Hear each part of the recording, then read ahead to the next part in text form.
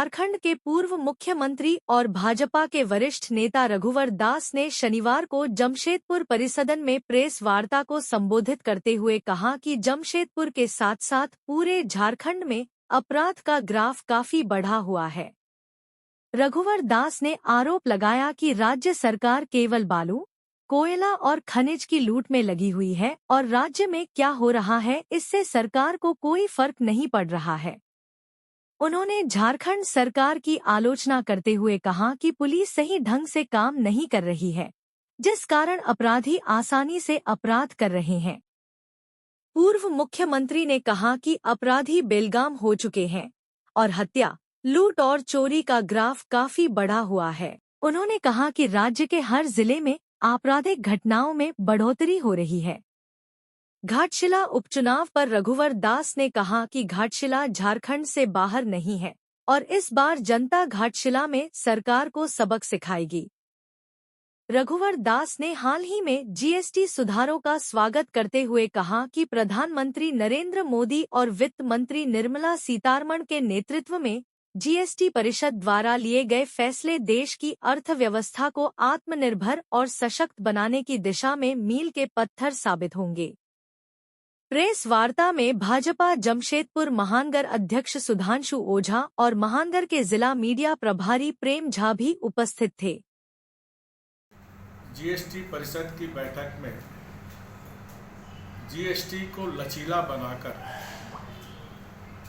देश की आम जनता और मध्यम वर्ग को बहुत राहत देने का काम किया है। इसके लिए झारखंड की करीब 4 करोड़ जनता की ओर से आदरणीय प्रधानमंत्री मोदी जी और हमारे केंद्रीय वित्त मंत्री श्रीमती सीतारमन्ना जी को बहुत बहुत बधाई, झारखंड की जनता की तरफ से आभार। जैसा कि हम सभी जानते हैं कि देश के व्यापारी विभिन्न टैक्स से परेशान थे, तो विभिन्न टैक्सों से जाल की मुक्ति से निजात दिलाने का काम आदरणीय मोदी जी के नेतृत्व में 1 जुलाई 2017 को एक व्यवस्था जीएसटी लागू की गई। कलेक्शन जो होता था वो 82,000 करोड़ था। जीएसटी लागू होने से और इस वर्ष वित्तीय वर्ष में औसत जीएसटी 2,04,500 करोड़ रुपया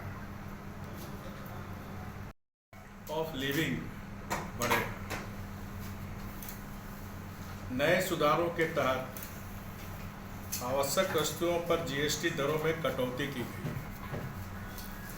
जिसमें कपड़े, रेडीमेड गारमेंट्स पर जीएसटी 12% से घटाकर 5% किया गया है।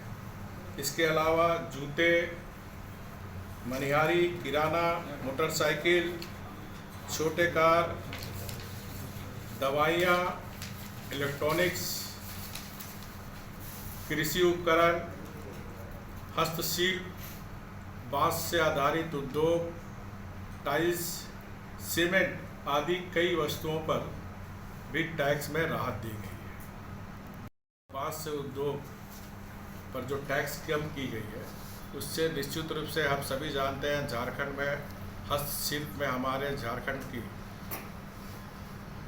जो स्वयं सहायता ग्रुप या ग्रामीण क्षेत्र में जो रहने वाले लोग कला और हस्तशिल्प में कितने महारत हासिल है, तो वैसे लोग को प्रोत्साहन मिलने का काम इस जीएसटी के सुधार से। उसी तरह झारखंड में बांस का भी बहुत ज़्यादा उत्पादन होता है, तो बांस से आधारित जो भी छोटे छोटे कुटीर उद्योग उनको राहत मिलेगी, रोजगार के अवसर बढ़ेंगे।